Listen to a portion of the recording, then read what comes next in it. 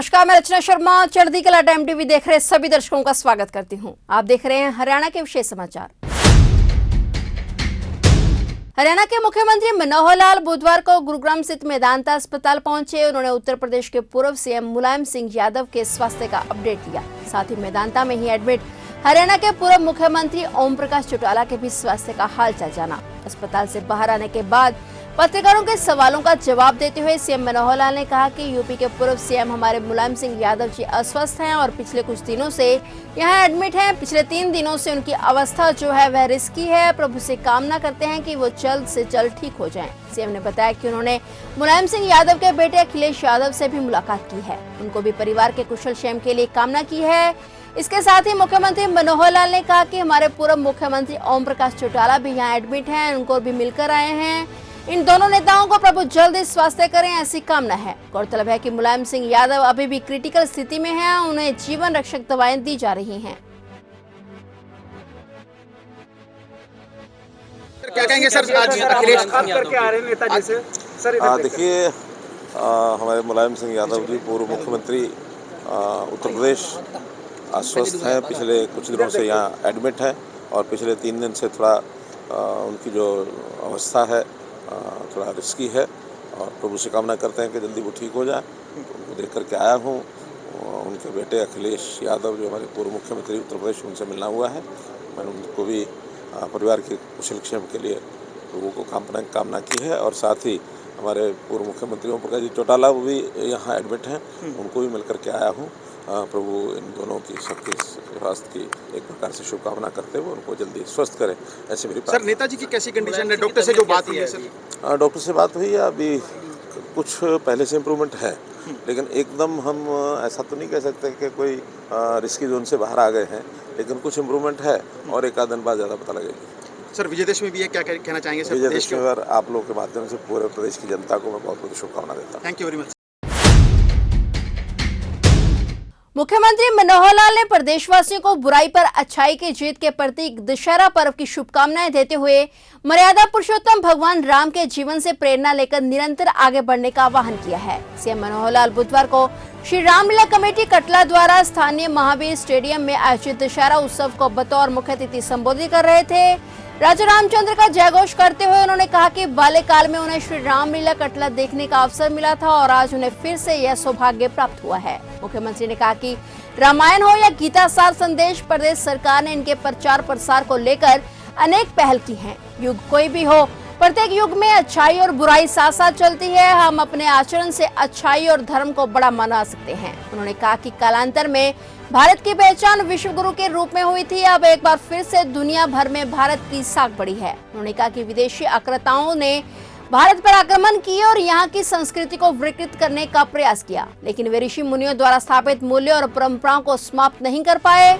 CM Manohar Lal ने कहा कि राजा रामचंद्र के जीवन के प्रत्येक पहलू से हमें कुछ न कुछ सीखने का अवसर मिला है। एक पुत्र, एक भाई, एक पिता और एक पति के रूप में उनके जीवन से बहुत कुछ सीखा जा सकता है। उन्होंने राजधर्म और धर्म युद्ध की मर्यादाओं को निभाने की अनेक मिसालें कायम की हैं।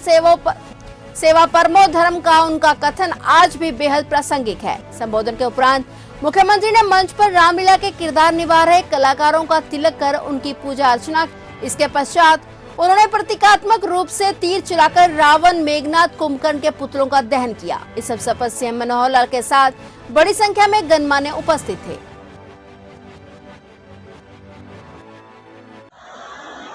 पवित्र भूमि पर, ऐतिहासिक भूमि पर आज गुरु रामचंद्र जी के जीवन की वो लीला जो हर वर्ष श्री रामलीला कमेटी द्वारा, कटला रामलीला कमेटी जिसको हम पहले से जानते हैं, 100 साल से ऊपर जिसको रजिस्टर एक रामलीला कमेटी के नाते से यह मंचन करने का अवसर मिला हुआ है। वैसे तो मैं बहुत बार अपनी इस रामलीला कमेटी द्वारा मंचन किए जाने वाली रामलीला में, शायद यहाँ के लोगों को पता नहीं होगा, जब मैं छोटा था, लगभग 15 वर्ष की आयु से, उस समय मुझे उस मैदान में रामलीला देखने का अवसर मिला था।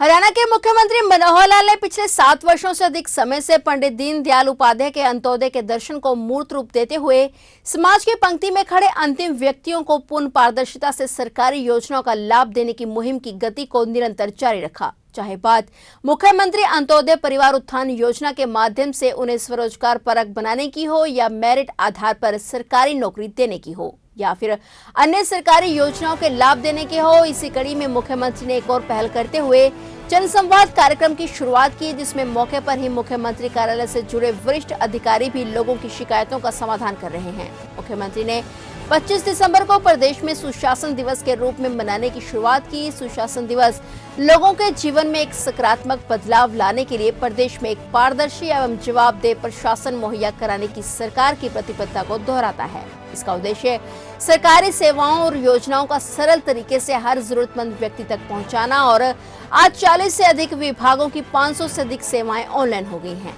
कोई भी व्यक्ति अपने मोबाइल से इसकी जानकारी ले सकता है। मुख्यमंत्री का मानना है कि गरीब से गरीब व्यक्ति को सरकार की हर योजना का लाभ मिले और समयबद्ध तरीके से उसकी समस्या का समाधान हो। इसका सीधा उदाहरण रोहतक में उस समय देखने को मिला जब मुख्यमंत्री के सन्मुख एक महिला ने वृद्धावस्था सम्मान भत्ता योजना के तहत मृत दिखाकर नाम काटने की शिकायत की और जबकि वह जीवित है। मुख्यमंत्री ने तत्काल उस महिला को एक माह की 2500 रुपए की पेंशन राशि नकद अपनी जेब से दी और कहा कि किसी भी व्यक्ति के साथ अन्याय होने नहीं दिया जाएगा। परिवार पहचान पत्र में परिवार के मुखिया को स्वयं अपनी आय घोषित करनी होती है और उसके बाद भी 2 से 3 बार आंकड़े सुधारने का अवसर दिया जाता है। तत्पश्चात पीपीपी के आंकड़े सत्यापित किए जाते हैं और आधार कार्ड के बाद परिवार पहचान पत्र ही एक ऐसा दस्तावेज बना है जिसके आंकड़े प्रमाणीकृत हैं। परिवार पहचान पत्र लागू करने वाला हरियाणा देश में ही नहीं बल्कि विश्व में भी पहला राज्य बना है। करनाल, रोहतक व सिरसा जिलों में मुख्यमंत्री जनसंवाद कार्यक्रमों का आयोजन कर चुके हैं। मुख्यमंत्री कार्यालय के वरिष्ठ अधिकारी भी जनसंवाद कार्यक्रमों में उपस्थित रहते हैं और मौके पर ही जन शिकायतों का समाधान करते हैं।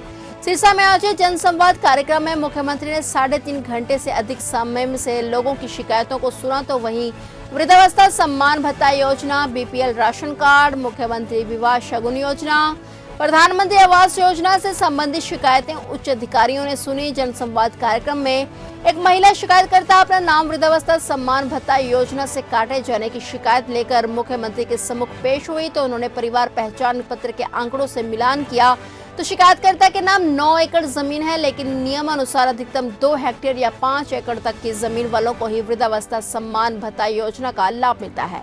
महिला शिकायतकर्ता द्वारा बार बार इसका नाम योजना के लाभार्थियों की सूची में डालने का अनुरोध कर मुख्यमंत्री ने कहा कि आप तो 9 एकड़ जमीन की मालकिन हो, आपको पेंशन नहीं मिल सकती।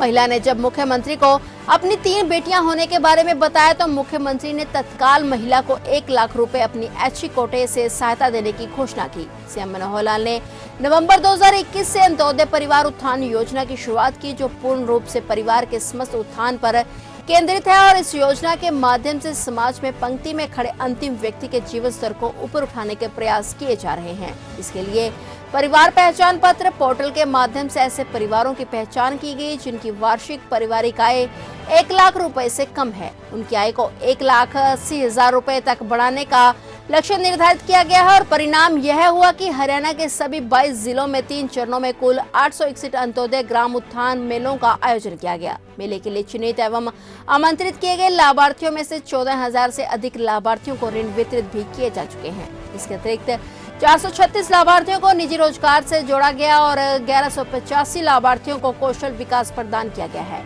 इसके अलावा 908 लाभार्थी हरियाणा कौशल रोजगार निगम के माध्यम से अनुबंध आधार पर सरकारी नौकरियां पाने में सफल रहे हैं। इस योजना की सबसे अनूठी विशेषताओं में से एक विशेषता यह भी है कि यह पूर्ण रूप से परिवार के समस्त उत्थान पर केंद्रित है। मुख्यमंत्री अंत्योदय परिवार उत्थान योजना में अब तक 18 विभागों की 49 योजनाओं को जोड़ा गया है।